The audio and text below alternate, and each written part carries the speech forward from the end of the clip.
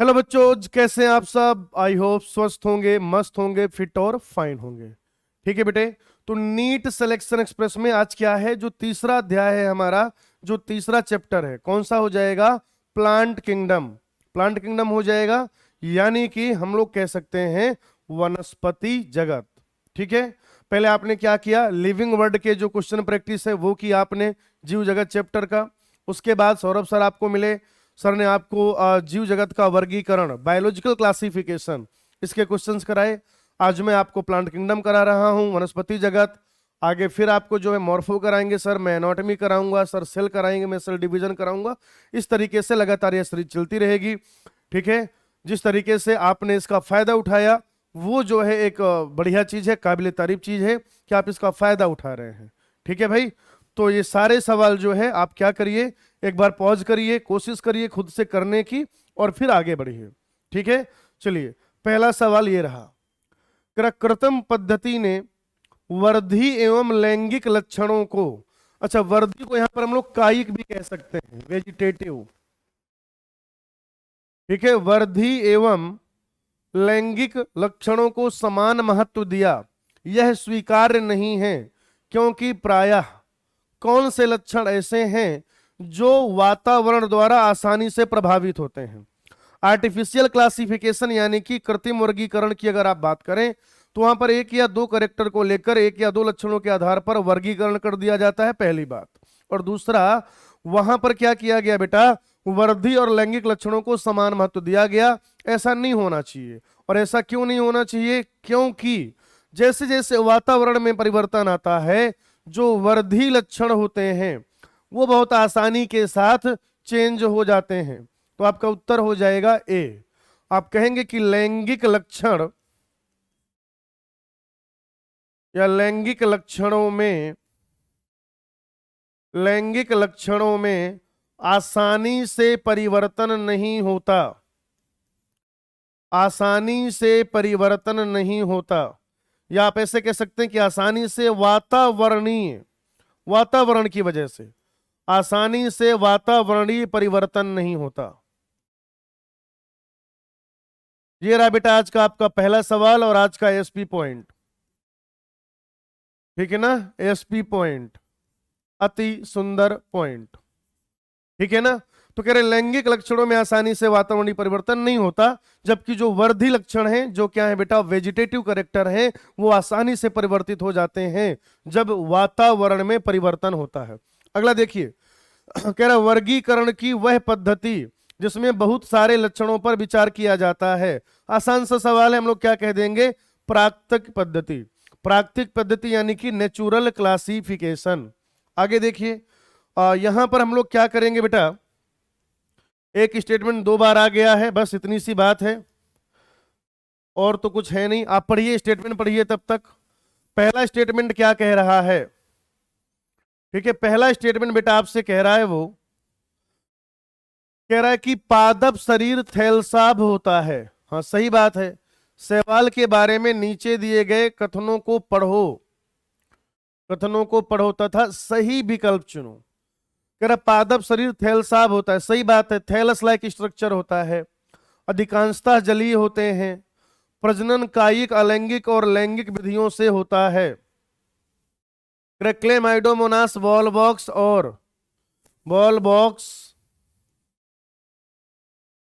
और यूलोथ्रिक्स बहुकोशिकीय शैवाल हैं, यूनिसेलुलर होता है बेटा। तो 1 2 3 सही है। ठीक है, 1 2 3 सही है। ठीक है, हमारा आंसर हो जाएगा थर्ड। अगला देखिए, कह रहा है एक कोशिकीय प्रोटीन से भरपूर शैवाल हैं। हमें किनके बारे में बताना है? हमें दो ऐसे शैवालों के बारे में बताना है, हमें दो ऐसे शैवालों के बारे में बताना है जहां पर वो क्या है बेटा, प्रोटीन से भरपूर होते हैं, जिनमें प्रोटीन की भरपूर मात्रा पाई जाती है, पहली बात, जो एक कोशिकीय है। दूसरी बात, तो बेटा क्लोरेला स्पाइरुलिना पहला ऑप्शन है, जिलेडियम ग्रसलेरिया नहीं होगा, पोरफायरा स्पायरोगायरा नहीं होगा, लैमिनेरिया स्पायरोगायरा नहीं होगा। आपका उत्तर हो जाएगा क्लोरेला और स्पाइरुलिना। क्या हो जाएगा? क्लोरेला और स्पाइरुलिना। अच्छा बच्चों, जो क्लोरेला होता है, क्लोरेला वह क्या है? हरा शैवाल है, हरा शैवाल है। लेकिन चूंकि क्या है? यूनिसेलुलर है, एक कोशिकीय है। ये बेटा हरा शैवाल है लेकिन यूनिसेलुलर है, इसीलिए इसका किंगडम क्या हो जाएगा? प्रोटिस्टा। इसका किंगडम कौन सा हो जाएगा? प्रोटिस्टा हो जाएगा, किंगडम प्रोटिस्टा हो जाएगा। और बच्चों जो स्पाइरुलिना है, स्पाइरुलिना, स्पाइरुलिना जो है वो नील हरित शैवाल होता है, नील हरित शैवाल, नील हरित शैवाल। यानी कि उसका किंगडम कौन सा हो जाएगा? मोनेरा। उसका किंगडम कौन सा हो जाएगा बेटा? मोनेरा।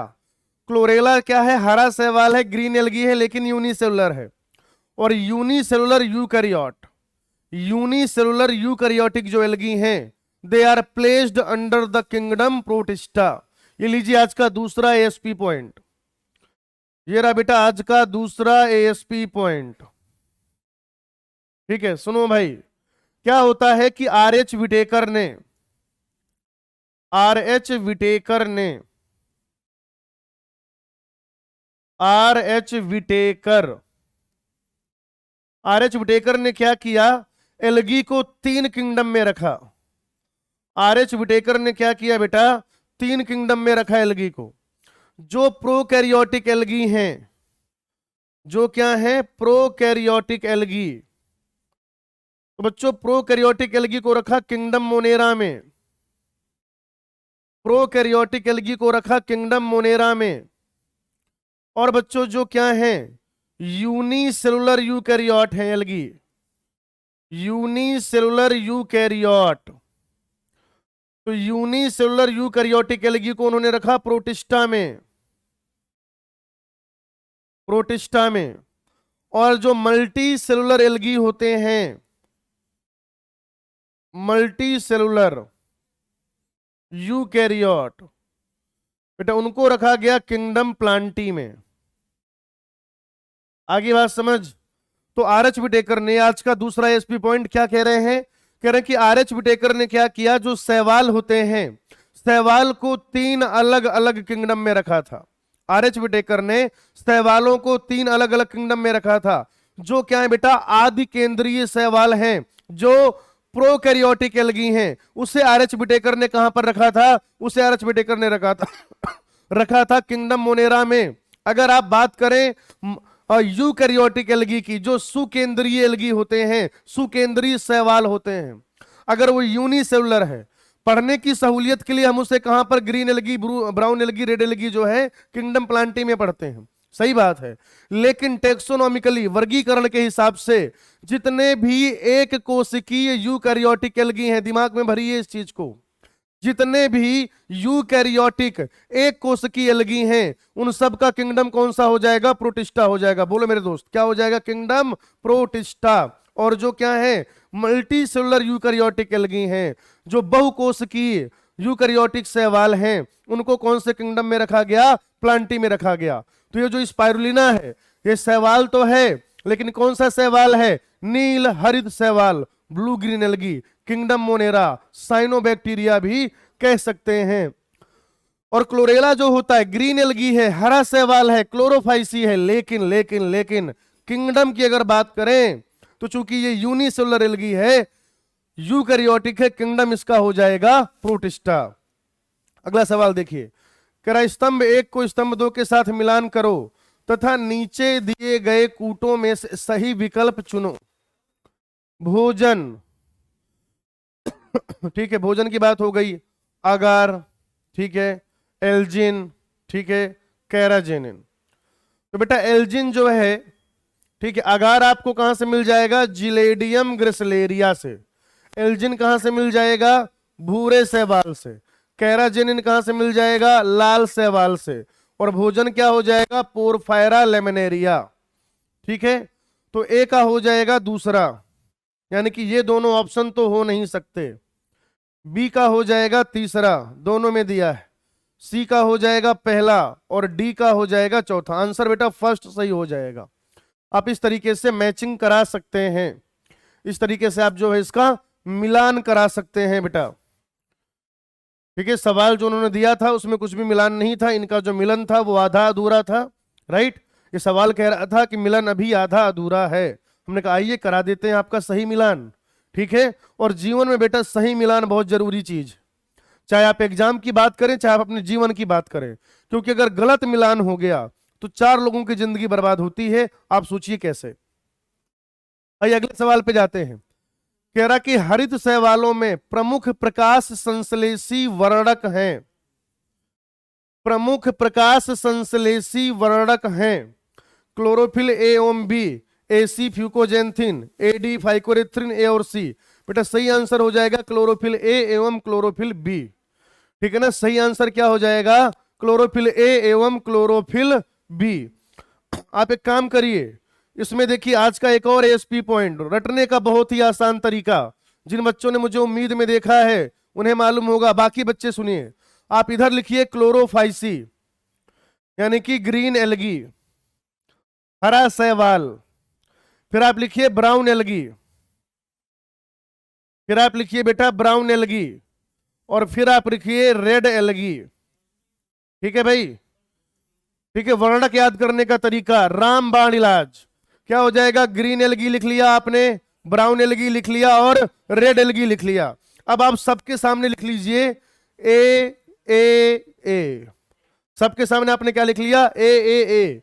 अब आपको लिख देना है बी सी डी। पहले आपने क्या लिखा, ए लिखा, उसके बाद क्या लिख देंगे, बी सी डी। आगे बात समझ, यानी कि ग्रीन एल्गी क्लोरोफाइसी हरे शैवाल, उसमें जो मुख्य वर्णक हैं क्या हो जाएंगे, ए और बी। ब्राउन एल्गी में क्या हो जाएगा, ए और सी। रेड एल्गी में क्या हो जाएगा, ए और डी। देख रहे हैं आप, भूलना भूल जाएंगे भाई साहब। आज के बाद ये जो वर्णक हैं आपको याद करने की आवश्यकता ही नहीं है, जो जुगाड़ मैंने आपको बताया है इससे आप हमेशा इसको याद रख पाएंगे। ठीक है जी, ये चीज जो है अब आप कभी भूल नहीं पाएंगे। चलिए, अधिकांश हरित शैवालों में पायरेनोइड्स कहां पर स्थित होते हैं, तो बेटा इसका आंसर हो जाएगा हरित लवक। पायरेनोइड्स जो होते हैं क्लोरोप्लास्ट के अंदर होते हैं। पायरेनोइड्स जो होते हैं किसके अंदर होते हैं, तो हम कहेंगे कि पायरेनोइड्स क्लोरोप्लास्ट के अंदर होते हैं। पायरेनोइड्स किसके अंदर होते हैं, क्लोरोप्लास्ट के अंदर। क्या होता है पायरेनोइड्स, स्ट्रक्चर देख लीजिए, ये ऐसे अंदर प्रोटीन उपस्थित होता है और ऐसे इस प्रोटीन के बाहर स्टार्च उपस्थित होता है कुछ इस तरीके से। तो ये क्या हो जाएगा, स्टार्च बाहर की तरफ, अंदर क्या हो जाएगा, प्रोटीन, अंदर प्रोटीन बाहर स्टार्च। ये जो स्ट्रक्चर है इसको क्या कह देंगे, इससे हम लोग कह देंगे पायरेनोइड्स। इसे क्या कह देंगे, पायरेनोइड्स कह देंगे। ये कुछ इस तरीके की संरचना होती है बेटा, याद रखिएगा इसको। हरित लवक के अंदर पाया जा रहा है। निम्नलिखित में से कौन भूरे शैवालों से संबंधित नहीं है, जिलेडियम, रेड एल्गी। बेटा यही हो गया आंसर आपका, Ectocarpus Dictyota, Laminaria, Fucus, Sargassum, Ectocarpus, ये सब क्या है, भूरे शैवाल हैं। आगे देखिए, दिए गए कथनों को पढ़ो तथा सही विकल्प चुनो। कथन 1, वॉलवॉक्स गोलाकार कॉलोनी बनाते हैं, तो सही है। वॉलवॉक्स की कॉलोनी अगतिशील कोशिकाओं की बनी होती नहीं बेटा, मोटाइल है ये, मोटाइल कॉलोनी बनाते हैं, ये मोटाइल कॉलोनी बनाते हैं।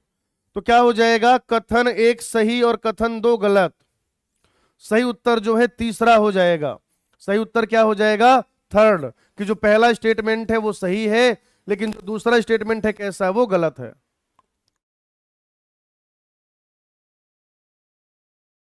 चलो भाई अगला सवाल देख लेते हैं। फाइकोइरिथ्रिन इसमें उपस्थित होता है, फाइकोइरिथ्रिन, इरिथ्रो इसका मतलब होता है रेड, लाल। तो ये किसमें पाया जाएगा, लाल शैवाल में। ठीक है ना, पोरफायरा, पॉलीसिफोनिया, जिलेडियम, ग्रसलेरिया। तो ये क्या हो जाएगा इधर आप देख रहे हैं कि पॉलीसिफोनिया जो है उसमें पाया जाएगा। किसमें पाया जाएगा, पॉलीसिफोनिया में। यूग्लिना प्रोटिस्टा हो गया, ये लाल शैवाल है, ये हरा शैवाल है, भूरा शैवाल है। तो सही उत्तर क्या हो जाएगा, पॉलीसिफोनिया। आगे बात समझ। नेक्स्ट देखो भाई, अगार अगार को व्यापारिक रूप से इससे प्राप्त किया जाता है जिलेडियम और ग्रिसलेरिया से, और वो दोनों क्या होते हैं? लाल शैवाल। वो दोनों क्या होते हैं बेटा? लाल शैवाल होते हैं। वो दोनों क्या होते हैं? लाल शैवाल होते हैं। नेक्स्ट देखिए, रोडोफाइसी में प्रजनन के संबंध में गलत कथन को चुनो। अलैंगिक प्रजनन अगतिशील बीजाणुओं द्वारा होता है, सही बात है। लैंगिक प्रजनन गतिशील युग्मकों के द्वारा होता है, गलत बात है। लैंगिक प्रजनन विषम युग्मकी होता है, सही बात है। पश्च निषेचन परिवर्धन प्रक्रिया जटिल होती हैं, सही बात है। तो क्या पूछा है? गलत कथन पूछा है ना, तो उत्तर हो जाएगा बेटा सेकेंड। लैंगिक प्रजनन गतिशील युग्मकों के द्वारा होता है। रोडोफाइसी यानी कि लाल शैवाल, लाल शैवाल। रोडोफाइसी मतलब लाल शैवाल, ठीक है। और ये रहा आज का बेटा नेक्स्ट एएसपी पॉइंट, याद रखिएगा इसको, खतरनाक चीज है भाई ये। आप कहेंगे कि लाल शैवालों के जीवन चक्र में, लाल शैवालों के जीवन चक्र में, लाल शैवालों के जीवन चक्र में कोई भी, लाल शैवालों के जीवन चक्र में कोई भी चलायमान अवस्था, कोई भी चलायमान अवस्था यानी कि मोटाइल स्टेज, कोई भी चलायमान अवस्था यानी कि मोटाइल स्टेज नहीं पाई जाती है, नहीं पाई जाती है, ठीक है। रेड एल्गी में ना तो आपको, बेटा ध्यान से सुनिए, उनके जो स्पोर हैं, ना तो उनके स्पोर आपको मोटाइल मिलेंगे, ध्यान से सुनिए बेटा, ना तो उनके स्पोर आपको मोटाइल मिलेंगे और ना ही उनके गैमीट आपको मोटाइल मिलेंगे, ठीक है। मोटाइल स्टेज नहीं पाई जाती पूरे के पूरे रेड एल्गी में, कहीं पर भी, याद रखिएगा, हमेशा काम आएगा। चलिए फिर से आपको क्या करना है? आपको बेटा मिला देना है। आइए मिला देते हैं। कुछ विसिद्री कुछ विशाल समुद्री रूप कैल्प्स, वॉलबॉक्स कॉलोनी, क्लेमाइडोमोनास एक कोशिकी, स्पाइरोगाइरा तंतुई। चलो ए का होना चाहिए दूसरा, यानी कि ये दोनों नहीं होंगे आंसर। बी का पहला, तो आंसर क्या हो जाएगा बेटा? फर्स्ट हो जाएगा। आप देख सकते हैं आंसर क्या हो जाएगा भाई? फर्स्ट आंसर हो जाएगा। देख पा रहे हैं आप? आंसर कौन सा हो जाएगा? फर्स्ट आंसर हो जाएगा। क्लियर है भाई? ये समझना है आपको।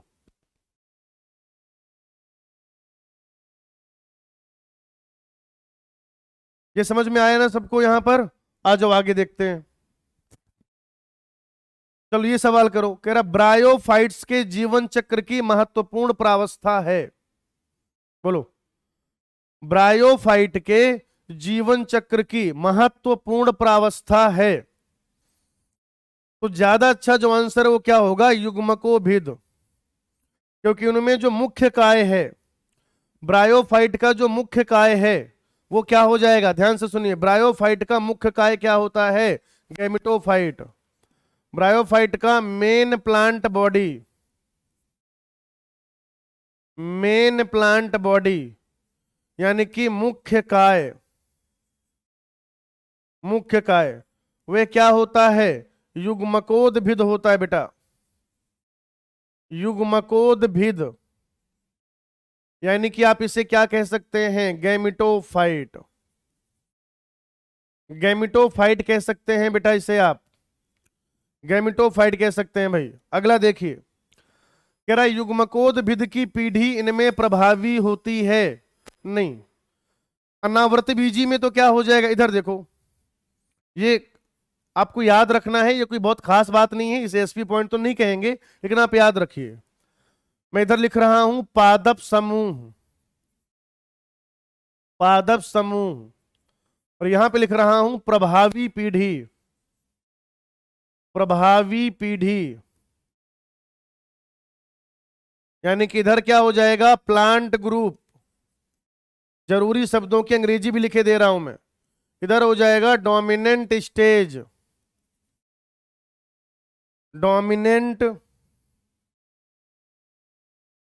Dominant stage.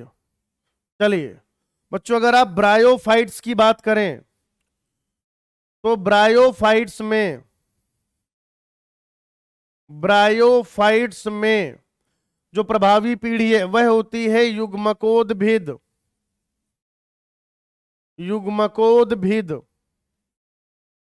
यानी कि गैमेटोफाइट। टेरिडोफाइट में, अगर आप टेरिडोफाइट्स की बात करते हैं तो यहां पर जो डोमिनेंट स्टेज है वह होता है बीजाणु उद्भिद, यानी कि स्पोरोफाइट। फिर हम लोग बात करेंगे किसकी? जिम्नोस्पर्म की। जिम्नोस्पर्म्स अनावृत बीजी पादप, तो वहां पर भी क्या हो जाएगा? बीजाणु उद्भिद।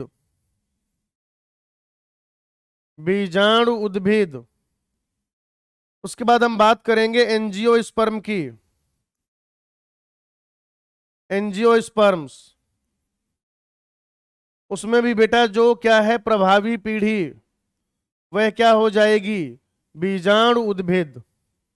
ये आपको ध्यान में रखना है। अब किससे पूछा गया? कह रहा है युग्मकोद्भिद पीढ़ी इनमें से प्रभावी होती है। कहां पर? ब्रायोफाइट्स में। अपने पास आंसर करने का पूरा प्रबंध है बंधु। क्या हो जाएगा आंसर? ब्रायोफाइट हो जाएगा। ब्रायोफाइट में जो डोमिनेंट स्टेज है वो गैमेटोफाइट होती है। क्या? ब्रायोफाइट में जो डोमिनेंट स्टेज होती है वह गैमेटोफाइट होती है। अगला देखिए, लिवर वर्ड्स में अलैंगिक प्रजनन इसके द्वारा होता है। देखो, एक तो उसमें फ्रेगमेंटेशन हो जाता है तो विखंडन, और दूसरा जेमा कप में जेमा पाया जाएगा। जेमा होता है ना हरा, लेकिन कैसा? अलैंगिक कली। यह एक हरी और अलैंगिक कली होती है। ठीक है, इसका निर्माण किसमें होता है? आप कहेंगे इसका निर्माण जेमा कप में होता है। इसका निर्माण कहां पर होता है? जेमा कप में। जेमा कप में क्या पाया जाएगा? जेमा। और ये जेमा क्या करेगा? नया गैमेटोफाइट बनाएगा ब्रायोफाइट का। द्विगुणित बीजाणु, तो वैसे ही गलत हो गया, संयुग्मन। ठीक है, आंसर हो जाएगा सुकाय का विखंडन यानी प्लांट बॉडी का फ्रेगमेंटेशन और जेमा निर्माण। नेक्स्ट देखिए, ब्रायोफाइट्स में भ्रूणी परिवर्धन इनमें से होता है। देखिए क्या होगा, मेल गैमीट जो है ब्रायोफाइट में वो कैसा होता है? कॉमा शेप, कॉमा के आकार का, कॉमा के आकार का, और बाईफ्लैजलेट यानी कि द्विकशाभिक। द्विकशाभिक। और फिर ये ऐसे इस तरीके से ये जो है स्त्रीधानी है। ये क्या बेटा? स्त्रीधानी। स्त्रीधानी। इसमें क्या है? ये हो जाएगा मादा युग्मक। इसमें क्या हो जाएगा? मादा युग्मक। और ये इधर क्या है? नर युग्मक। अब जल के माध्यम से ये जो गैमीट है यहां पहुंच जाएगा। पहले यहीं जाइगोट बनेगा, फिर यहीं भ्रूण बनेगा। तो बच्चों आंसर हो जाएगा स्त्रीधानी। क्या हो जाएगा आंसर? स्त्रीधानी। नेक्स्ट देखिए, ये सवाल जो पूछा गया है नीचे क्या है? बी। बी जो है, बी हो जाएगा गैमेटोफाइट यानी कि युग्मकोद्भिद, और ए हो जाएगा स्पोरोफाइट यानी कि हम लोग कह देंगे बीजाणुभिद। तो इसका उत्तर हो जाएगा फर्स्ट। अगला देखिए, दिए गए कथनों को पढ़ें तथा सही विकल्प चुनें। क्लियर? कह रहा ब्रायोफाइट पादप जगत के उभयचर होते हैं। सही बात है, bryophytes are amphibians of plant kingdom. फिर क्या कह रहा है? ये मिट्टी में रहते हैं लेकिन लैंगिक प्रजनन के लिए जल पर निर्भर होते हैं। ब्रायोफाइट्स पादप जगत के क्या है? उभयचर। ठीक है, ये मिट्टी में रहते हैं लेकिन लैंगिक प्रजनन के लिए जल पर निर्भर रहते हैं। सही बात है, दोनों ही कथन सही है बेटा। दोनों ही कथन क्या हो जाएंगे? सही हो जाएंगे। अच्छा, फिर से कथन वाला ही है। मॉस के प्रत्येक शुक्राणु में 2 कसाब होते हैं। सही बात है। ब्रायोफाइट में कैसा होता है? बाईफ्लैजलेटेड। कैसा होता है? बाईफ्लैजलेटेड। क्रमश में निषेचन के लिए जल आवश्यक होता है, सही बात है। इसमें फिर से क्या हो जाएगा, दोनों सही हो जाएंगे। नेक्स्ट देखिए, कह रहा है फ्यूनेरिया में अगुणित संरचना है। फ्यूनेरिया क्या है, मॉस, और मॉस में जो हैप्लॉइड स्ट्रक्चर है वो क्या हो जाएगा, प्रोटोनीमा, प्रोटोनीमा ऑफ मॉस। भाई देखो पहले क्या होगा, बीजाणु मात्र कोशिका होगी। मॉस में कैसा होगा, बीजाणु मात्र कोशिका, ध्यान से सुनना बेटा, बीजाणु मात्र कोशिका, यानी कि स्पोर मदर सेल। बीजाणु मात्र कोशिका को क्या कहेंगे, स्पोर मदर सेल। ये कैसा होगा, डिप्लॉइड। अब इसमें होगा मियोसिस, यानी कि अर्धसूत्री विभाजन, तो इससे बनेगा बीजाणु यानी कि स्पोर, बीजाणु यानी कि स्पोर। और वो कैसा होगा, हैप्लॉइड, उससे बनेगा प्रोटोनीमा, प्रोटोनीमा बनेगा। प्रोटोनीमा भी कैसा होगा, हैप्लॉइड। तो जो अगुणित संरचना है वह अगुणित संरचना क्या हो जाएगी, प्रोटोनीमा हो जाएगी। वह हैप्लॉइड स्ट्रक्चर क्या हो जाएगा, तो आप कहेंगे कि वह हैप्लॉइड स्ट्रक्चर प्रोटोनीमा हो जाएगा। क्या हो जाएगा बेटा, प्रोटोनीमा हो जाएगा। चलिए, इनमें बीजाणु उद्भिद युग्मकोद्भिद से जुड़ा रहता है। बताओ भाई, ये देखो स्पोरोफाइट जो है वह गैमेटोफाइट से जुड़ा रहेगा। अभी आपने चित्र में भी देखा था, भाई इसकी जरूरत है ना। बीजाणु उद्भिद अगर युग्मकोद्भिद से जुड़ा नहीं रहेगा, खाना कैसे लेगा। ये देखो, ये स्पोरोफाइट इस पे जुड़ा हुआ है, तो क्या हो जाएगा उत्तर, बताओ भाई। उत्तर हो जाएगा इसका ब्रायोफाइट्स। अगला देखिए, प्रथम स्थलीय आवास वाले पौधे, प्रथम स्थलीय आवास वाले पौधे ब्रायोफाइट। पहली बार पानी से स्थल पर आने वाला कौन था, ब्रायोफाइट। ब्रायोफाइट जो है सबसे पहले स्थल पर आए थे, है ना। हम लोग कहेंगे bryophytes are the first terrestrial plant, bryophytes are the first terrestrial plant. चलो भाई नेक्स्ट देखो, ब्रायोफाइटा के जीवन चक्र में निम्न में से कौन सी प्रावस्था होती है। अब देखो ये सवाल जो है, जीवन चक्र में प्रावस्थाएं तो क्या है, ये भी है और ये भी है, तो इसमें पूछा जाए कौन सी मुख्य प्रावस्था होती है। अगर इस सवाल को हम ऐसे लिख लें कि कौन सी मुख्य प्रावस्था होती है, तो ज्यादा अच्छा उत्तर क्या हो जाएगा, युग्मकोद्भिद। ज्यादा अच्छा उत्तर क्या हो जाएगा, युग्मकोद्भिद। अगला देखिए, ब्रायोफाइट्स में बीजाणुभिद युग्मकोद्भिदों पर निर्भर होते हैं। बीजाणुभिद व युग्मकोद्भिद पीढ़ियां स्वतंत्र होती हैं। बीजाणुभिद अपने आप में जीवन चक्र पूर्ण करता है। युग्मकोद्भिद बीजाणुभिद पर निर्भर होते हैं। बेटा सही उत्तर होगा फर्स्ट, सही उत्तर जो है फर्स्ट हो जाएगा, ठीक है। और चलिए, समय आ गया है आज के एक और एसपी पॉइंट का, ठीक है। खतरनाक बेटा, जितने एसपी पॉइंट है याद करके जाना, एग्जाम में इसके बिना सवाल नहीं आएगा। आइए ब्रायोफाइट की बात करते हैं। ब्रायोफाइट, आप कहेंगे कि बीजाणुभिद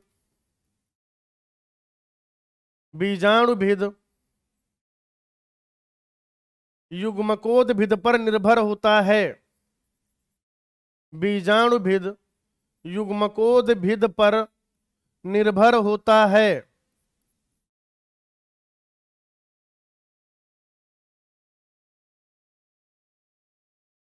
चलिए फिर बात करेंगे टेरिडोफाइट की। टेरिडोफाइट,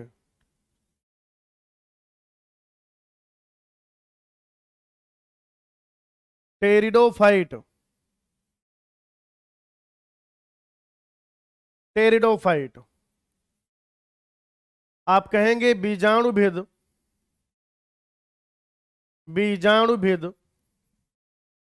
तथा युग्मकोद्भिद,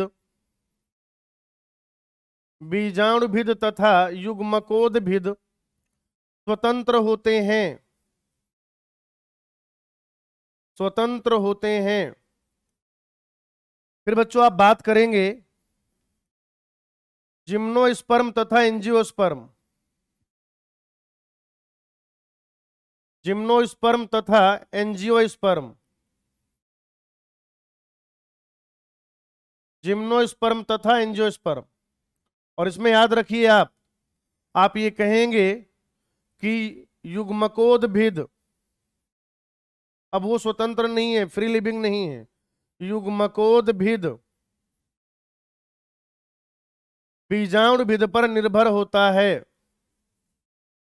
युग्मकोद्भिद बीजाणुभिद पर निर्भर होता है। ठीक है जी, ये याद रखिए, खतरनाक बात है ये। अब चाहे वो आपसे ब्रायो का पूछे, चाहे आपसे टेरिडो का पूछे, चाहे आपसे जिम्नो का पूछे, और चाहे आपसे एनजीओ का पूछे, किसी भी प्लांट ग्रुप का पूछेगा, आप बहुत आसानी के साथ उसको क्या कर सकते हैं, सॉल्व कर सकते हैं। आओ जो भाई अगला सवाल देखते हैं। कह रहा टेरिडो में मुख्य पादप शरीर एक क्या होता है बेटा, स्पोरोफाइट, बीजाणुभिद, बीजाणुभिद होता है, जो वास्तविक जड़, तना एवं पत्तियों में डिफरेंशिएटेड होता है, विभेदित होता है। उपरोक्त कथन में रिक्त स्थानों को, उपरोक्त कथन में रिक्त स्थानों को भरो तथा सही विकल्प चुनो। तो बेटा बीजाणुभिद, बीजाणुभिद ये दोनों तो नहीं होंगे, ठीक है, ये भी नहीं होगा, आंसर क्या हो जाएगा, फर्स्ट। तो इस तरीके से आप देखेंगे ये खास काम हुआ।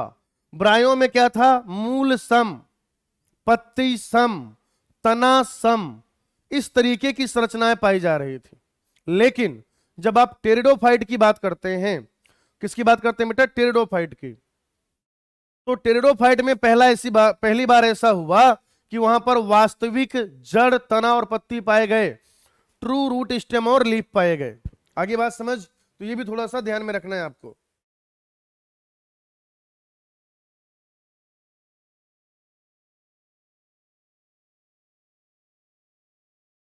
चलो बेटा आगे देखो, दिए गए कथन को पढ़ो तथा सही विकल्प चुनो। ब्रायोफाइट का मुख्य पादप शरीर बीजाणुभिद होता है, नहीं होता, गलत है ये स्टेटमेंट। टेरिडोफाइट का मुख्य पादप शरीर युग्मकोद्भिद होता है, नहीं होता, ये भी गलत है। दोनों सही है, नहीं, कथन एक गलत, दो सही, नहीं, कथन एक सही, नहीं, कथन एक व दो क्या है बेटा, दोनों गलत है।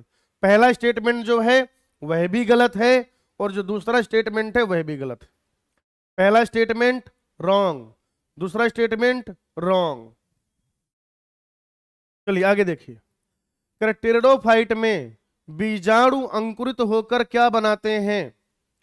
देखो बीजाणु जो है अंकुरित होकर बनाता है गैमिटोफाइट, गैमिटोफाइट। और बेटा गैमिटोफाइट को यहां पर हम लोग क्या कहते हैं, प्रोथैलस। टेरिडोफाइट का गैमिटोफाइट क्या होता है, प्रोथैलस होता है, ठीक है ना। प्रोथैलस के बिना सवाल बनता नहीं जनरली। टेरिडोफाइट में दो सवाल पूछे जाते हैं, टेरिडोफाइट में क्या पूछे जाते हैं, दो सवाल पूछे जाते हैं। एक तो ये प्रोथैलस से रिलेटेड मुख्यतया, और दूसरा सम विषाणुक, विषम बीजाणुक, ठीक है ना। चलिए आगे देखिए, कह रहा कि विषम बीजाणुक टेरिडोफाइट्स में, विषम बीजाणुक टेरिडोफाइट्स कुछ विशेष लक्षणों को दर्शाते। अच्छा देखो, अभी मैं आपको बोल ही रहा था कि टेरिडोफाइट में सवाल जो है या तो प्रोथैलस के आसपास से बनता है, या फिर सम बीजाणुक, विषम बीजाणुक के आसपास से बनता है ना। और देखिए अगला सवाल आ गया, नाम लिया शैतान हाजिर। देखो क्या है, कह रहा विषम बीजाणुक टेरिडोफाइट्स कुछ विशेष लक्षणों को दर्शाते हैं जो अनावृत बीजियों में बीज प्रकृति के लिए आवश्यक है। ऐसा ही एक लक्षण है संवहन ऊतकों की उपस्थिति, इसका कोई लेना देना नहीं है। निषेचन के लिए बाह्य जल की आवश्यकता, भ्रूणी अवस्था की उपस्थिति। बेटा ये तो ब्रायो में भी भ्रूण बना था, ट्रेडो में भी बना था। मादा युग्मकोद्भिद के अंदर भ्रूण का विकास, ये सही बात। आप जब टेरिडोफाइट पढ़ेंगे आखिरी में एग्जाम्पल से ठीक पहले यही बताया गया है।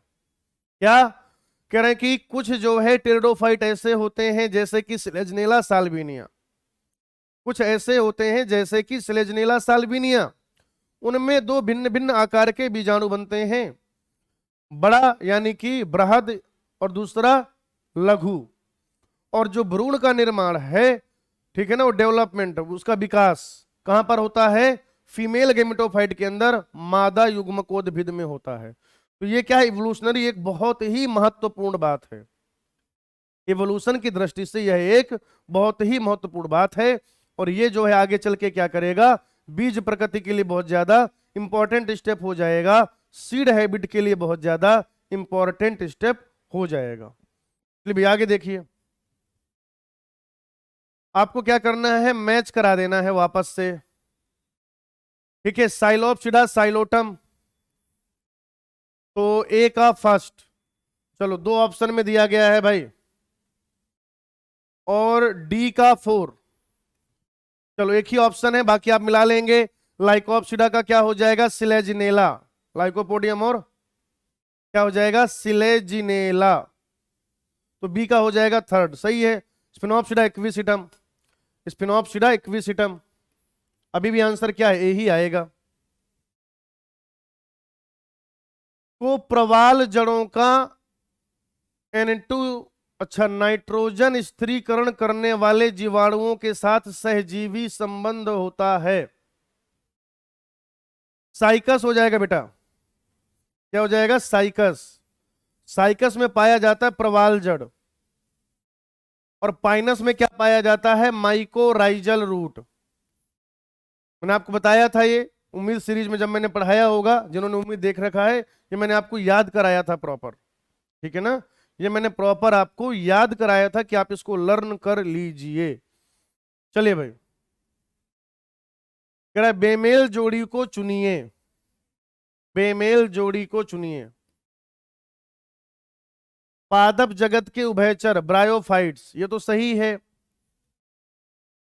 संवहन ऊतक धारण करने वाले प्रथम स्थलीय पादप, प्रथम स्थलीय पादप अनावृत बीजी, ये गलत है बेटा, टेरिडोफाइट थे। बीज फलों में बंद आवर्त बीजी, ये सही है। निषेचन के लिए जल की आवश्यकता टेरिडोफाइट में होती है, ठीक है ना। संवहन ऊतक बेटा जो है, संवहन ऊतक, वो पहली बार कहां पर बना था? टेरिडोफाइट में बना था, अनावर्त बीजी में नहीं बना था। याद रखने वाली बात है, इंपॉर्टेंट है कि पहली बार वेस्कुलर टिश्यू कहां पर बने, पहली बार संवहन ऊतक कहां पर बने। तो बच्चों आपका सही जवाब जो है क्या हो जाएगा? टेरिडोफाइट्स। क्या हो जाएगा आंसर? टेरिडोफाइट्स। आगे देखिए भाई, कह रहे बीजाणु उद्भिद इनमें प्रभावी प्रावस्था होती है। टेरिडोफाइट में होगा, अनावर्त बीजी में होगा, आवर्त बीजी में होगा, तो उत्तर क्या हो जाएगा? उपरोक्त सभी। देखिए मैंने आपको लिखाया था ना, ये है ना। तो ये जो पॉइंट है बच्चों, आप एक काम कर सकते हैं, इनको कहीं पर लिख सकते हैं। जैसे मान लीजिए आप एनसीईआरटी में ये चीज लिख लीजिए अपनी, या एक काम ये कर सकते हैं कि एक पेज ले लीजिए, एक पेज ले लीजिए। और जैसे मान लीजिए आज मैं चैप्टर करा रहा हूं, तो अगर आपको जो भी 2 4 6 नई बातें पता चलती हैं, या आपको पता तो थी लेकिन वो अलग अलग बिखरी हुई थी, मैंने उन्हें समेट दिया है, ठीक है। कल नेक्स्ट टीचर मिलेंगे, उन्होंने समेट दिया अपने चैप्टर में, तो आप एक पेज मतलब उसमें क्या करिए, एक चैप्टर को उसमें लिख लीजिए, एक पेज एक चैप्टर सिद्धांत पे चलिए। तो जो जो चीजें बिखरी हुई हैं, है ना, आखिरी टाइम पे क्या रहता कि सर इतना ज्यादा पढ़ लिया है, अब हमें ये समझ में नहीं आ रहा कि हम उसको समराइज कैसे करें। ये समस्या होती है बहुत सारे बालकों को, मतलब बहुत सारे विद्यार्थियों को, ठीक है ना। तो इसलिए एक पेज में सारी चीजें आप लिख सकते हैं। आज अभी अगले सवाल की तरफ बढ़ते हैं, और अगला सवाल ये रहा आपके मोबाइल स्क्रीन पर। कह रहा अगुणितक जीवन चक्र सामान्यतया इसमें पाया जाता है। ब्रायोफाइट में कैसा होता है? अगुणितक द्विगुणितक। ब्रायोफाइट में कैसा होता है? अगुणितक द्विगुणितक।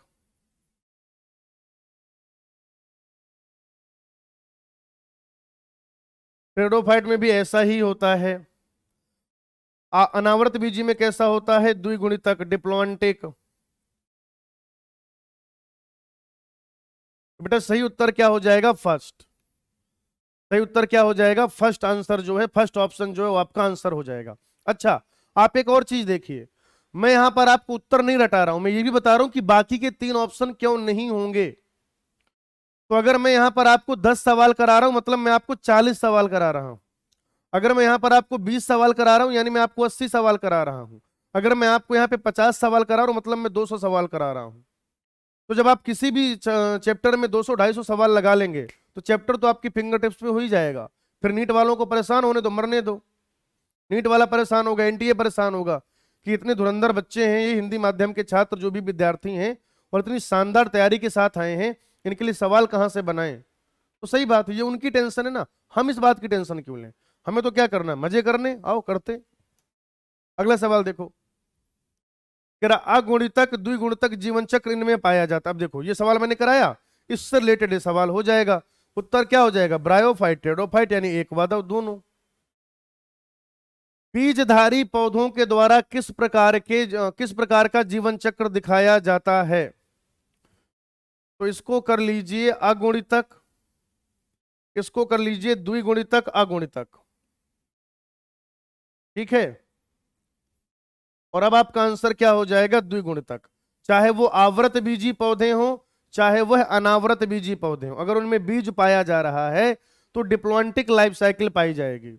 अगर उनमें बीज यानी कि सीड पाया जा रहा है तो लाइफ साइकिल कैसा हो जाएगा? डिप्लॉन्टिक हो जाएगा। आगे देखिए, फिल इन द ब्लैंक्स में एक प्रभावी व स्वतंत्र, एक प्रभावी व स्वतंत्र अगुणित युग्मकोद्भिद का अल्पजीवी आश्रित, आश्रित देखो, स्वतंत्र और अगुणित जो क्या है? युग्मकोद्भिद। स्वतंत्र और अगुणित युग्मकोद्भिद, अगर आप यहां तक की बात करें तो ये वाली बात ब्रायो के लिए भी सही है और टेरिडो के लिए भी सही है। बच्चों बहुत ही अच्छा सवाल। अगर आप सिर्फ इतनी बात पढ़ें तो इतनी बात ब्रायो के लिए भी सही है, टेरिडो के लिए भी सही है। कह रहे लेकिन इस पर क्या है? आश्रित बीजाणुभिद बनेगा, आश्रित बीजाणुभिद बनेगा, यानी कि डिपेंडेंट स्पोरोफाइट बनेगा। क्या बनेगा? Dependent sporophyte. भैया मेरे राजा, टेरिडोफाइट में तो दोनों स्वतंत्र होते हैं, आश्रित कहां से होता है? ब्रायोफाइट में। तो अब ये वाली बात सिर्फ किसके लिए सही रहेगी? ब्रायो के लिए सही रहेगी। टेरिडो के लिए अब ये बात क्या है बेटा? लागू नहीं होगी। तो हमारा सही उत्तर क्या हो जाएगा? ब्रायोफाइट। ये बहुत अच्छा सवाल है बेटा, बहुत ही जबरदस्त सवाल। सारे सवाल इंपॉर्टेंट है, उसमें भी बेटा एक्सट्रीमली इंपॉर्टेंट है। आज का घोर इंपॉर्टेंट क्वेश्चन, ये क्या बेटा? घोर महत्वपूर्ण सवाल। आइए अगला देखते हैं बच्चों। दिए गए कथनों को पढ़ो तथा सही विकल्प चुनो।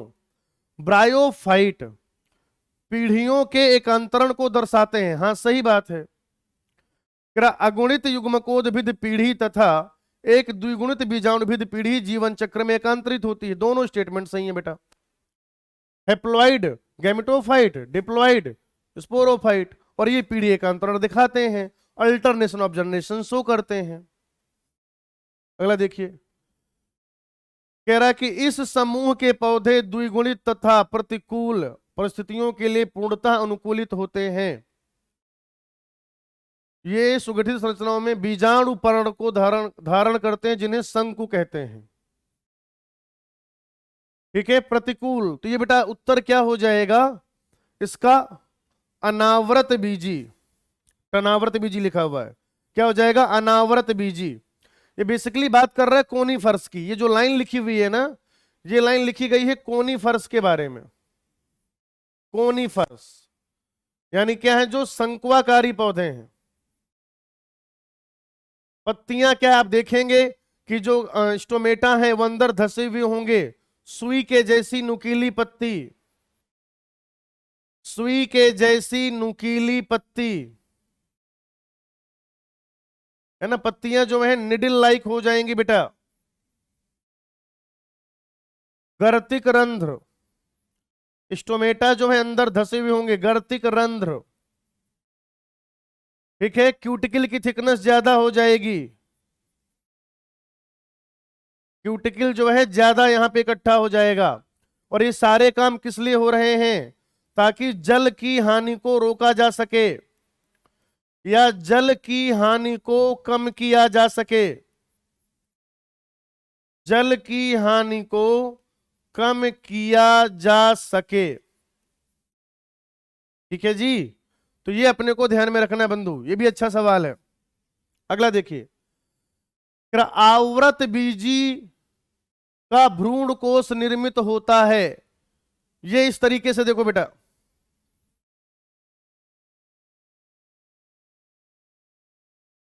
ये 3 हो गए और ये 2 हो गए पोलर न्यूक्लियाई। तो 1 2 3 4 5 6 7 कोशिकाएं हैं, 1 2 3 4 5 6 7 8 न्यूक्लियस है। 7 सेल्ड 8 न्यूक्लिएटेड, 7 कोशीय 8 केंद्र की है। 7 सेल्ड 8 न्यूक्लिएटेड, बताओ 7 कोशिकाएं होंगी और 8 क्या हो जाएंगे? केंद्रक यानी कि न्यूक्लियस। तो जो सही उत्तर है वो क्या हो जाएगा? 8 कोशिकाओं 8 केंद्रकों। देखो 8 केंद्रकों सही तो हो सकता है, लेकिन ज्यादा सही उत्तर क्या होगा? 7 कोशिकाओं एवं 8 केंद्रकों, ठीक है, समझ रहे हैं आप? 7 कोशिकाएं 8 क्या केंद्रक। 7 सेल्ड 8 न्यूक्लिएटेड, क्या हो जाएगा बेटा? 7 सेल्ड 8 न्यूक्लिएटेड। चलिए भाई नेक्स्ट देखें, यदि किसी पुष्पी पादप की द्विगुणित संख्या 36 है, 2n बराबर 36 दिया गया है, n की वैल्यू 36/2 हो जाएगी, यानी n की वैल्यू 18 हो जाएगी। 18 n की वैल्यू हो जाएगी 18 और इसको लिखना पड़ेगा दोबारा। ये लो भाई, ये इसके भ्रूण पोष यानी कि एंडोस्पर्म में गुण सूत्रों की संख्या क्या होगी? पुष्पीय पादप यानी कि एंजियोस्पर्म, पुष्पीय पादप यानी कि एंजियोस्पर्म, आवृत बीजी पादप, आवृत बीजी पादप। और इनका जो भ्रूण पोष होता है वो होता है बेटा ट्रिप्लोइड। इनका भ्रूण पोष कैसा होता है? ट्रिप्लोइड, यानी कि 3 गुणे 18 54 54 है कोई ऑप्शन? थर्ड ऑप्शन, ठीक है भाई। 54 क्रोमोजोम पाए जाएंगे। इनका जो क्या है? इंडोस्पर्म है, ठीक है ना। इंडोस्पर्म कैसा है? तो हम लोग कहेंगे कि इंडोस्पर्म जो है ट्रिप्लोइड है। 2n की वैल्यू कितनी दी गई है? द्विगुणित कोशिका में 36 क्रोमोजोम है, तो अगुणित कोशिका में 18 होंगे, तो फिर त्रिगुणित में कितने हो जाएंगे? 18 गुणे 3। आइए भाई नेक्स्ट देख लेते हैं। प्रोटोनीमा अगुणित तथा मॉस में पाया जाता है, द्विगुणित तथा लिवरवर्ट में पाया जाता है, द्विगुणित अगुणित तथा टेरोफाइट्स में पाया जाता है। नहीं, हेप्लॉइड होता है, मास में पाया जाता है, अभी बताया था मैंने आपको। नेक्स्ट देखिए, दैत्याकार रेडवुड वृक्ष सिकोया सेम्पेरिवेंस है, एक अनावृत बीजी है बेटा, जिम्नोस्पर्म। आगे देखिए, कह रहा है कि भूरे शैवाल रंगों में, यहां पर पूरे नहीं बेटा भूरे है, भूरे शैवाल रंगों में जैतूनी हरे से भूरे होते हैं, ठीक है ना। भूरे शैवाल रंगों में जैतूनी हरे से भूरे होते हैं। फ्यूकोजेंथिन भूरे शैवालों में रंगों की विविधता के लिए उत्तरदायी है, ठीक है। फ्यूकोजेंथिन भूरे शैवालों में रंगों की विविधता के लिए उत्तरदायी है। बेटा इसका सही उत्तर होगा ए। मेरी बात सुनो ध्यान से, इसमें पाया जाएगा क्लोरोफिल ए, क्लोरोफिल सी और फ्यूकोजेंथिन। फ्यूकोजेंथिन, तो फ्यूकोजेंथिन अकेले तो उत्तरदायी नहीं है, फ्यूकोजेंथिन अकेले तो उत्तरदायी नहीं है, लेकिन फ्यूकोजेंथिन भी उत्तरदायी है। हम बात करते हैं कि जहां पर भी बहुत सारे पिगमेंट पाए जाते हैं, जहां पर एक से ज्यादा तरीके के वर्णक पाए जाते हैं, जहां कहीं पर भी एक से ज्यादा तरीके के वर्णक पाए जाते हैं बच्चों, वहां पर आप हमेशा याद रखिए कि मेजर पिगमेंट जो होगा वैसा कलर आएगा, तो सब की वजह से। तो बेटा इसका जो सही उत्तर है वो हो जाएगा ए। हो सकता है किसी किसी को ये दो लग रहा हो, लेकिन देखिए ऑलिव ग्रीन से ब्राउन के डिफरेंट शेड के होते हैं, ठीक है ना, हरे से, जैतूनी हरे से भूरे के विविध रंग, और इसके लिए जो सबसे ज्यादा रिस्पॉन्सिबल है, एनसीईआरटी भी आप पढ़ेंगे, फ्यूकोजेंथिन। तो जो आंसर है ए हो जाएगा। हो सकता है किसी को बी लगे कि भाई ए भी होगा और सी भी होगा, मैं कह तो रहा हूं ये अकेले रिस्पॉन्सिबल नहीं है, लेकिन ये भी रिस्पॉन्सिबल है। ये अकेले रिस्पॉन्सिबल नहीं है, लेकिन ये भी रिस्पॉन्सिबल है, और इस भी में ये भी शामिल है। आप समझ रहे हैं? ठीक है, आप समझिए इस चीज को। जैसे एक इंसान है, कभी वो मुझे परेशान करने की कोशिश कर रहा था, कौन सा इंसान है मत पूछना, तो मैंने उसको एक लाइन का जवाब दिया था कि तुम भी काफी सुंदर हो, इस भी में तुम भी शामिल हो। तो वैसे यहां पर है कि ये भी रिस्पॉन्सिबल है और इस भी में ये भी शामिल है। तो मेरा उत्तर बेटा ए जाएगा। अच्छा सवाल है। बहुत सारे लोगों को बी लग सकता है, लेकिन आंसर बेटा इसका ए होगा। सही व्याख्या कर रहा है वो, कोई दिक्कत की बात नहीं है। आगे देखिए, क्लोरोफाइसी में पादप शरीर प्रायः घास के समान हरा होता है। क्लोरोफाइसी के सदस्यों में क्लोरोफिल ए सी गलत हो गया, ये पहला सही दूसरा गलत। अभिकथन सही है लेकिन तर्क गलत। अनावृत बीजी फल उत्पन्न नहीं करते हैं। अनावृत बीजियों के बीजांड अंडाशयों के अंदर बंद रहते हैं। बेटा पहला सही है और फिर से गलत है ये दूसरा।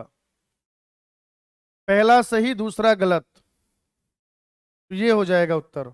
नेक्स्ट देखिए, क्लोरेला व स्पाइरुलिना अंतरिक्ष यात्रियों के द्वारा खाद्य पूरक के रूप में प्रयोग किया जाता है। सही बात है। क्लोरेला और स्पाइरुलिना एक कोश की शैवाल है। सही बात है भैया, एक कोश की है, इससे थोड़ी खाद्य पूरक। अगर रहता कि यहां पर प्रोटीन की भरपूर मात्रा है तब आंसर ए होता। इस सवाल के हिसाब से आंसर क्या होगा? बी। इस सवाल के हिसाब से आंसर क्या होगा? बी होगा। अगर यहीं पर मैं लिख देता तर्क 2, एक और तर्क लिखता कि यह है या इनमें प्रोटीन प्रचुर मात्रा में पाया जाता है। इनमें प्रोटीन प्रचुर मात्रा में पाया जाता है। इनमें प्रोटीन प्रचुर मात्रा में पाया जाता है। ठीक है, तो अगर ऐसा होता तो फिर आंसर क्या हो जाता? फर्स्ट। लेकिन आपको क्या दिया गया है कि क्लोरेला और स्पाइरुलिना कैसे हैं? यूनिसेलुलर एक कोशिकी। तो स्टेटमेंट दोनों सही हैं, लेकिन तर्क अभिकथन की सही व्याख्या नहीं करता है। अच्छा, एक और असर्शन रीजन है, ये भी देख लेते हैं मित्रों। शैवाल केवल असंयुग्मन प्रकार के प्रजनन को ही दर्शाते हैं। गलत है बेटा, यहां पर समयुग्मन भी पाया जाएगा, असम युग्मन भी पाया जाएगा, और साथ ही साथ विषम युग्मन भी होता है। उन्होंने ये तो नहीं लिखा कि कौन से प्रकार के शैवाल। आप हरे शैवाल ले सकते हैं, आप भूरे शैवाल ले सकते हैं, आप लाल शैवाल ले सकते हैं। ठीक है ना? तो ये क्या है? स्टेटमेंट गलत है। शैवालों में युग्मक कभी भी अकशाभिकीय नहीं हो सकते। बिल्कुल हो सकते हैं भाई, पूरे रेड एल्गी में अकशाभिक है, वहां पर तो होता ही नहीं है मोटाइल मेल गैमीट। दोनों स्टेटमेंट गलत है बेटा, तो उत्तर हो जाएगा अभिकथन और तर्क दोनों गलत। चलिए आगे देखिए, निम्नलिखित में से किस शैवाल में संचयी खाद्य के रूप में मैनीटॉल होता है? संचयी खाद्य के रूप में मैनीटॉल होता है। बच्चों ये यूलोथ्रिक्स नहीं होगा आंसर, वॉल्वॉक्स नहीं होगा, ग्रेसलेरिया नहीं होगा। आंसर क्या हो जाएगा? हम लोग कहेंगे कि एक्टोकार्पस। इधर देखिए, निम्नलिखित में से कौन सा सवाल कैराजीन उत्पन्न करते हैं? लाल सवाल, रिपीटेड सवाल है, बहुत बार ही पूछा गया बेटा नीट एआईपीएमटी में, स्टेट पीएमटी में भी खूब दबा के पूछा गया है। ये हरित सवाल है यहां पर। आगे देखिए नेक्स्ट सवाल बेटा, कह रहे कुछ वंश जैसे कि, कुछ रह तो नहीं गया, हाँ, कह रहे कि कुछ वंश जैसे कि, कुछ वंश जैसे कि स्लेजनेला और साल्विनिया दो प्रकार के बीजाणु उत्पादित करते हैं और इनको क्या कहा जाता है? इनको क्या कहा जाता है? मैं थोड़ा सा इसमें से मैं हटा दीजिए, ठीक है, लैंग्वेज थोड़ा सा बहुत स्पष्ट नहीं है, लेकिन उत्तर क्या हो जाएगा? टेरिडोफाइट। इनको विषम बीजाणु कहा जाता है और टेरिडोफाइट में पाए जाते हैं। इनको क्या कहा जाता है? विषम बीजाणुक, और ये कहां पर पाए जाएंगे? टेरिडोफाइट में। स्लेजनेला और साल्विनिया विषम बीजाणुक होते हैं, विषम बीजाणुक होते हैं, टेरिडोफाइट में होते हैं,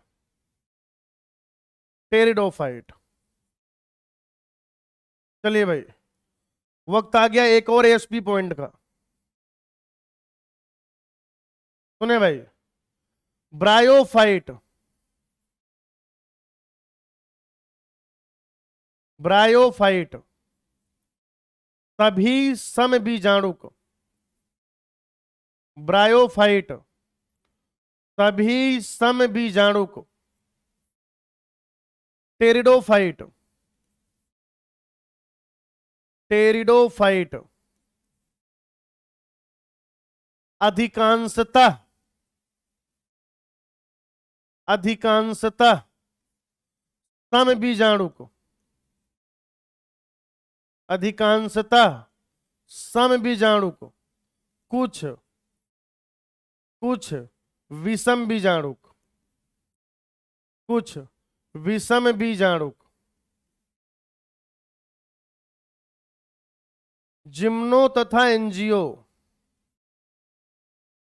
जिम्नो तथा एंजियो सभी विषम बीजाणुक, सभी विषम बीजाणुक। याद रखिए बेटा आप इसे, खतरनाक चीज, ठीक है ना। फिल्टर्ड जूस है ये वाला जूस नहीं, गन्ने वाला जो कहीं पर भी पी रहे होते, वो जूस है जो फिल्टर्ड, एकदम फिल्टर्ड। सारे जो है पोषक तत्व तो आपको मिलेंगे बिना किसी हानिकारक चीजों के साथ, कोई मिलावट नहीं। आइए अगला देखते हैं, निम्नलिखित में से कौन सा पादप उभय लिंगाश्रयी है, यानी कि जिसमें क्या हो बेटा, दोनों पाए जाएं, मेल और फीमेल। कारा, कारा में क्या होता है अगर आप ऐसे देखेंगे तो ये हो जाएगा मादा लैंगिक अंग, मादा लैंगिक अंग। इधर ऐसे नीचे की तरफ क्या पाया जाएगा? नर लैंगिक अंग, नर लैंगिक अंग। और याद करने के लिए आपके पास खतरनाक एसपी पॉइंट, अगर आप कभी भूलते हैं, अगर आप कभी भूलते हैं कि कारा में ऊपर कौन, क्योंकि वो बना के पूछता है, स्ट्रक्चर बना के पूछेगा कि कौन मादा लैंगिक अंग है, कौन नर लैंगिक अंग है, कौन मेल सेक्स ऑर्गन है, कौन फीमेल सेक्स ऑर्गन है, दोनों में पाया जाएगा। इसलिए क्या है, यह उभय लिंगाश्रयी है। आप कहेंगे कारा में, कारा में नर हमेशा मादा के नीचे पड़ा होता है, कारा में नर हमेशा मादा के नीचे पड़ा होता है। तो जो ऊपर की तरफ दिखाया जाएगा जब लेबलिंग करेंगे तो वो हो जाएगा फीमेल सेक्स ऑर्गन, और जो नीचे की तरफ दिखा रहे होंगे वह क्या हो जाएगा? Male sex organ.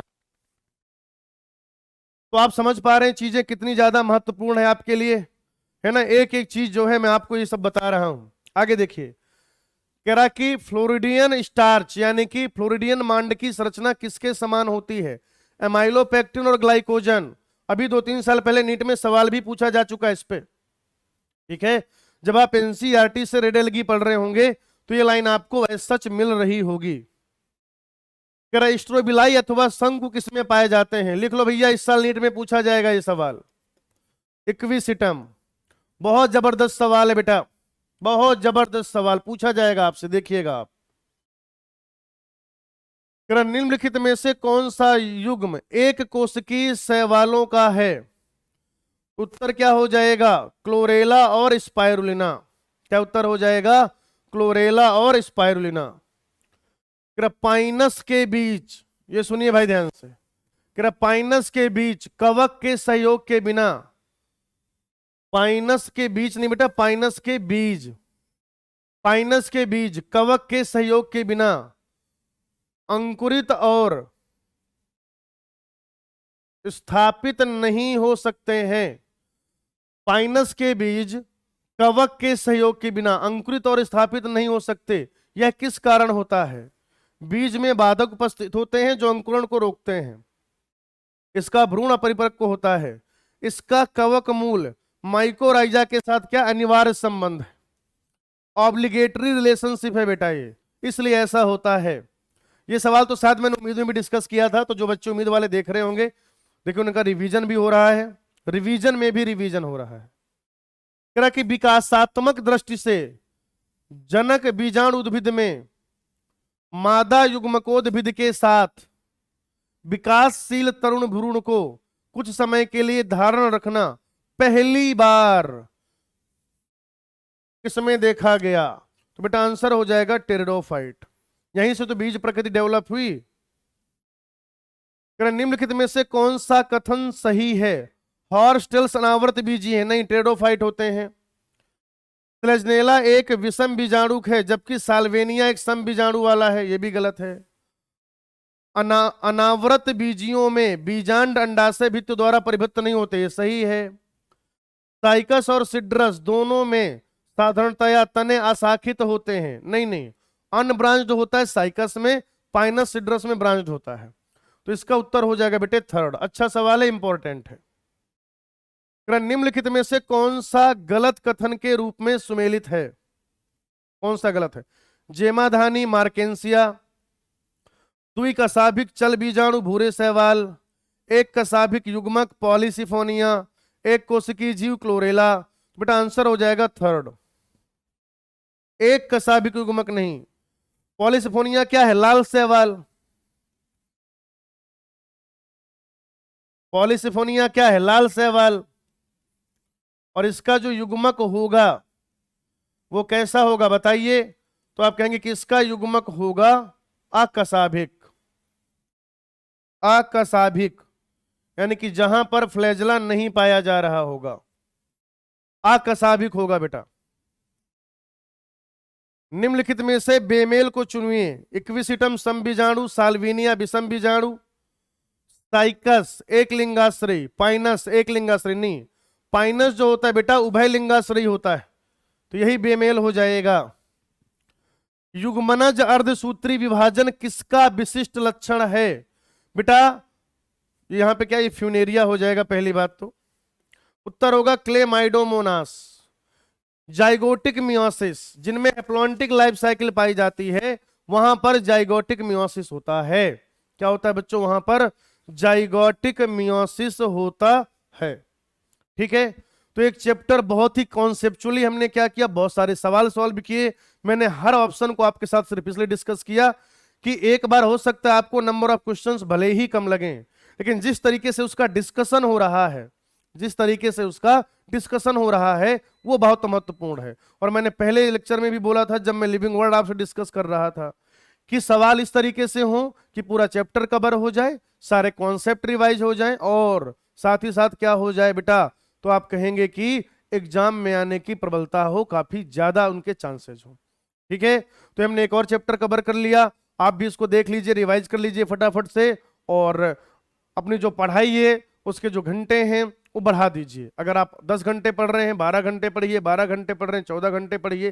Keep hydrated yourself, पानी वगैरह पीते रहिए। मौसम चेंज हो रहा है, कुछ भी ऐसा मत खाइए कि आप 2 दिन के लिए भी बीमार पड़ें, क्योंकि आपका 1 या 2 दिन का बीमार पड़ना इस समय पर वो काफी ज्यादा हमारे लिए क्या हो सकता है, दुर्भाग्यशाली हो सकता है। तो अपनी सेहत का ध्यान रखें, पढ़ाई करते रहें, और 24 घंटे आपके दिमाग में एक ही चीज जो है, एक ही बात जो है गुजरनी चाहिए, क्या कि जब तक फोड़ेंगे नहीं तब तक छोड़ेंगे नहीं। आज की कथा यहीं तक। आगे I will take it on the class. Thank you, धन्यवाद।